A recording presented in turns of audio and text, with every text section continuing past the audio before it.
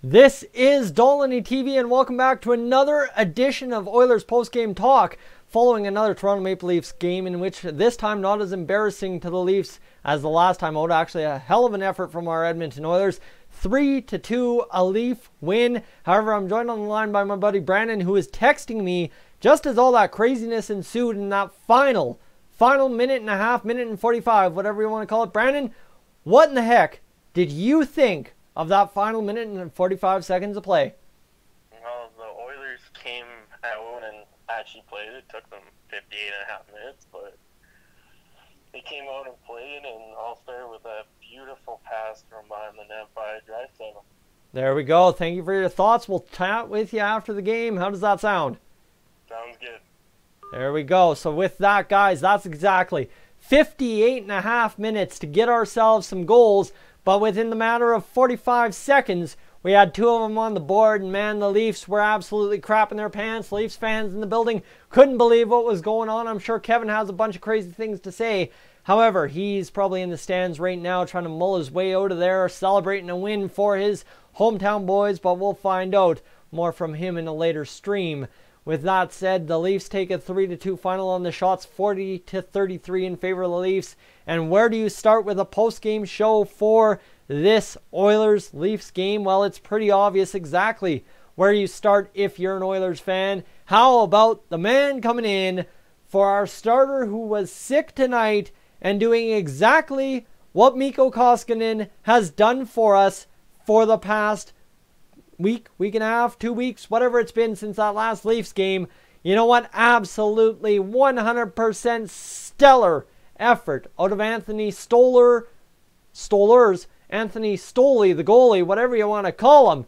A great all-around game, and what more can I say? Honestly, I can sit here and praise him.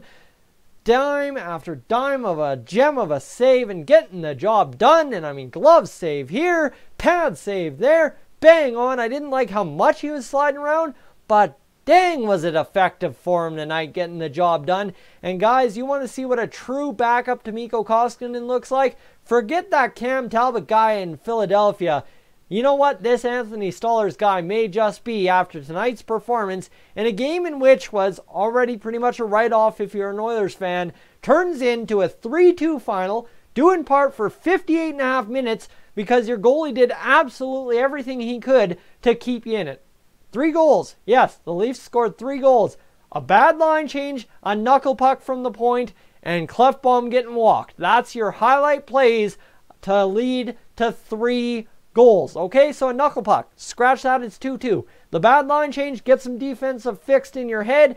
Bang, bang, it's 2-1 for the Oilers. And then, well, obviously you can't laugh off Klefbom being an idiot and getting walked up like that. So 2-1, the Oilers could have won this one with the effort turned in by Anthony Stolarz. You can argue on the John Tavares goal that, yeah, Stolarz might have had it if he was Mikko Koskinen's size, but I'm sorry, you don't find Finnish freaks that size of Mikko Koskinen every step of the way, especially when you're trading a guy like Cam Talbot for somebody, right? It's just not going to happen. So for Anthony Stolarz, I place no blame on him for this loss. I blame it just on a couple of stupid plays, a little luck with the knuckle puck. I mean, that puck, I don't know, I've seen knuckleballs move less than that puck sometimes in the MLB. So that was absolutely insane. So shall we, or shall we not, get to the standings right here, right now? Give me a second, though. We got to go do one last thing. Actually, if I can get there. Standings right now sit here. If they have updated at all, I think Arizona's still in play, if I'm not mistaken, so we'll find out. Arizona's currently in play, up 2-1 over the LA Kings. And then you've got the Oilers, who face the New York Rangers next.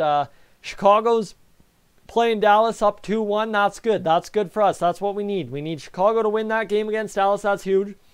Colorado, you know what? They won today, 3-0 against the Buffalo Sabres. That only gets them to 72 points. So we're still 7 points back of a playoff spot no matter what tonight. So that is absolutely massive for us. Now, if you go take a look at this 3-2 final for the Oilers, we don't want to watch on NHL TV. Sorry, pardon me. What am I doing?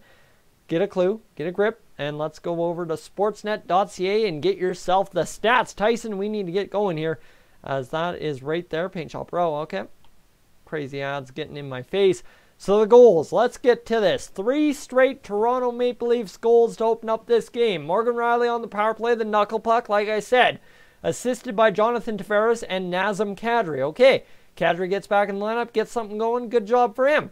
John Tavares, Zach Hyman, and Nikita Zaitsev. Johnny T gets the goal, matches the career high, blah, blah, blah, blah, blah. Johnny T. Jake Muzzin gets his 6th goal of the year, assist to William Nylander and John Tavares. So is John Tavares 3 points? Yeah, he's the first star of the game, absolutely. I have no clue how Freddie Anderson or Anthony Stolarz don't come in there and steal the 3rd spot from Morgan Rielly, but okay. And then, this is where it gets beautiful, guys. You knew Draisaitl and McDavid weren't going to go out without a bang. And how about this? With 1:39 left on the clock, Ryan Nugent-Hopkins' 22nd goal of the year, assisted by Draisaitl and McDavid. Then Clefbaum with 53 seconds. So what, a whole difference of 42 seconds? I was close with that 45-second estimation. His 5th goal, Connor McDavid, Leon Draisaitl on the assist. Ooh, so better. Good music to my ears with that last minute and a half of play. And I mean, you know what? It's not a win. I'm not going to fool anyone and say, man, we played so good, we won that game. No. Did we deserve to win? Well, like I said, you can chalk it up a couple of different ways. But what I'm saying is the Oilers made a game of it when it mattered most. And if you're going to make it to the playoffs and you're going to win playoff games, you have to do that times 100 every single game. And for the Oilers to show up, show and prove, and get it done in the last minute and 39 seconds, that is absolutely beautiful out of our boys tonight. And you know what? That is resiliency at its best. 40-33 the shots for the Maple Leafs. 23-21 the hits for the Oilers. The telling factor in this game, the reason why the Leafs were able to kill so effectively on the penalties, 30-21 in the face-off dot for the boys in blue and white this evening.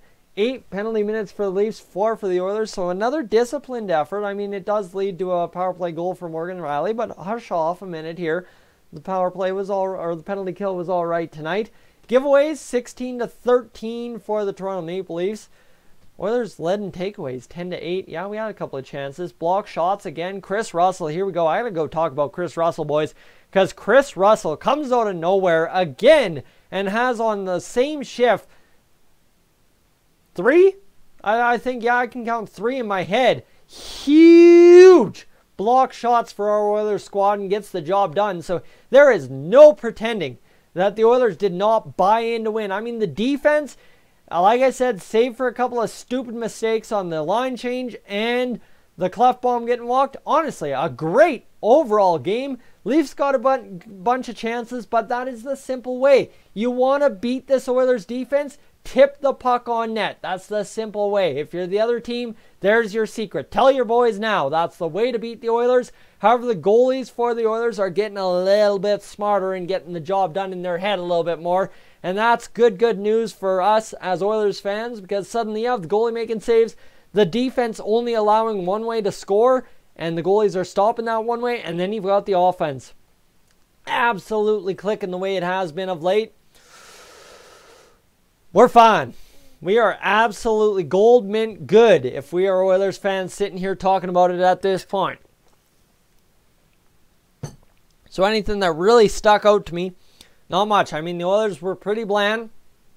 The Draisaitl, Chiasson, Gagne line. That's my last point I want to touch on. They are absolutely fan-friggin-tastic. They are coming out here, getting the job done night in, night out. And I mean, the lines don't have to stay the same all game. We've learned that under Hitch is he's now found what he wants to start every game with. Remember, we were starting games, blending them out. It was just a friggin' mess for a couple of months. Now, all of a sudden, you get Sekera on the back end, Benning back there with him. The defense is solid.